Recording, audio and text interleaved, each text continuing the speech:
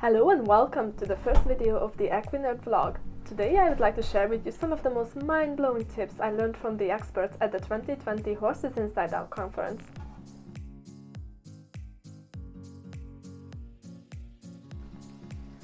First of all, I present you Dr. Vibeke Elbrønd, an expert on biomechanics and functional anatomy. The top tip I would share from her is to always warm up and cool down your horse thoroughly when riding.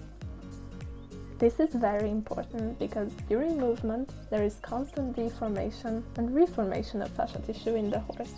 And when horses are not warmed up or cooled down properly, it prevents this process from running smoothly.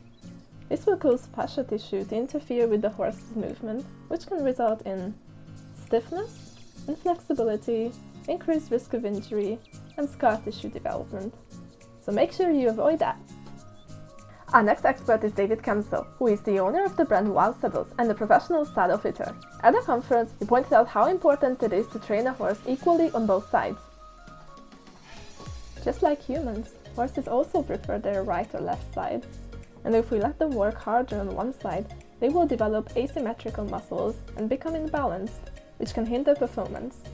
So change the rein as much as you can when riding.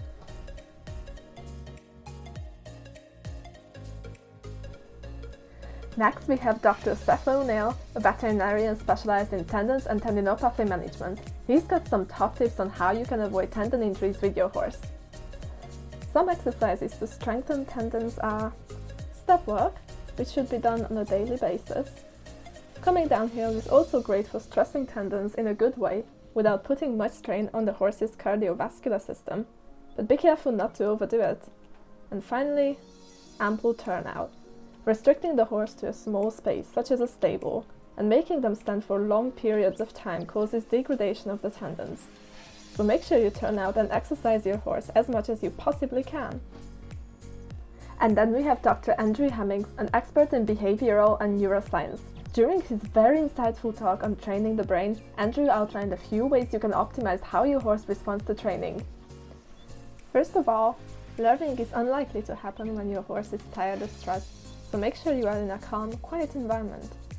Training your horse in another horse's company has been shown to significantly reduce stress. It is also recommended that training occurs in shorter, but more intense sessions with a longer break afterwards, so your horse's brain has time to process the information. A world-renowned expert in equine orthopedics and diagnostic imaging, Dr. Sue Dyson brings our attention to a few factors that can restrict the horse's movement. The two biggest factors, I would say, are an ill-fitting saddle, which you can identify by looking for white hairs under the saddle, asymmetrical back muscles, and specific sweat patterns, while the number one biggest influencer of the horse's movement is the rider itself. Some common problems are the push-forward leg, uneven side-to-side positioning, and excessive rider size and weight relative to the horse. So make sure you pay attention to these. Our next expert is the farrier Mark Johnson, who shares with us some tips of raising a newborn foal. He encourages people to get their foals moving and over some challenging substrate as soon as possible. This is key to developing healthy hooves and can prevent many problems later in life.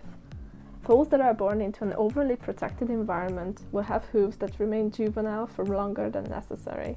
Remember, no foot, no horse. Second to last, we have Richard Hepburn, whose specialty is in gastroenterology, neurology, and intensive care. I highlighted some of his top tips on how you can help your horse perform better.